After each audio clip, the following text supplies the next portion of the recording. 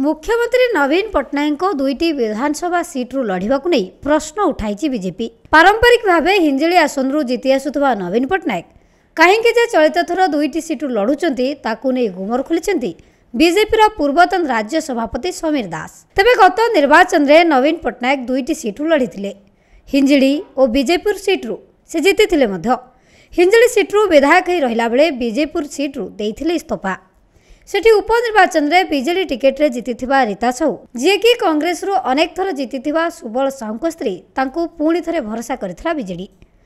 उपनिर्वाचन में रीता साहू जीतिला परे 2019 निर्वाचन में नवीन से आसनरु निजे लड़ीथिले एवं परवर्ती समय से सीट छाड़ी सेठी मध्य उपनिर्वाचन करैथिले।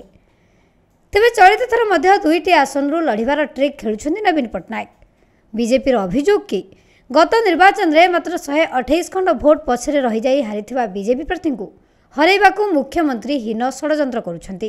केवल सेतिकी नुहे भी कार्तिकेयन पांड्यान को पई उपनिर्वाचन फिल्ड रेडी करी तांको विधानसभा रे एंट्री करेबाकू मुख्यमंत्री षड्यंत्र करुछन्ती बोली कहिछन्ती बीजेपी पूर्वतन राज्य सभापति समीर दास। तेबे समीर को ए अनुमान केते सत होउची ता देखिबा बाकी। मुख्यमंत्री दुईटी आसन रे नॉमिनेशन करुछन्ती तार उद्देश्य संपर्क में प्रेस वार्तालाप रोचे।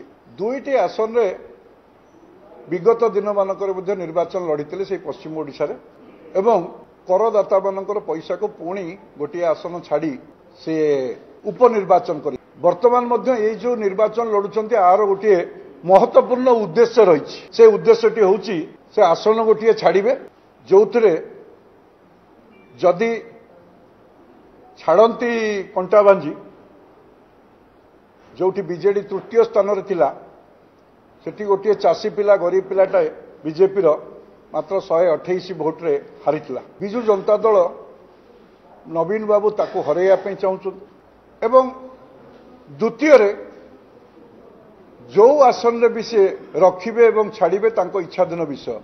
किंतु गोटे कथा सुनिश्चित होईची जो भली भाव रे आमे विगत दिन मानक कही आसुलु शासन किए करुची आ मुष्टिमेय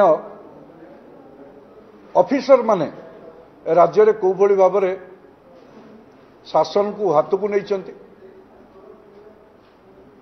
से भली भाव रे से एथिरु अनुमय करे होउची अनुमान करूपे आमे जे निश्चित रूपे जो स्टार कैंपेनर लिस्ट रे जे 2 नंबर रे अछंती जे सभा समिति विगत दिन मानक करिकी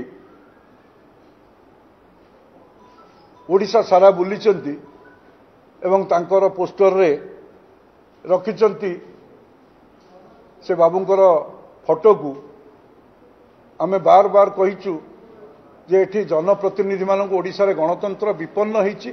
लोक माने जो भोट देकी पठेइथिले जनप्रतिनिधि मानकू से एमएलए हुंतु मंत्री हुंतु सांसद हुंतु किए ट्राफिक जगिलानी तो किए टेंट रे पकेइलानी किए खाया पीवा जोगाड़ कलानी किए लोकों को आनिकी पहुंचेबार सभारे कलानी किंतु सभारे जणे व्यक्ति तो तांको पे गोटे आसन छाड़िबे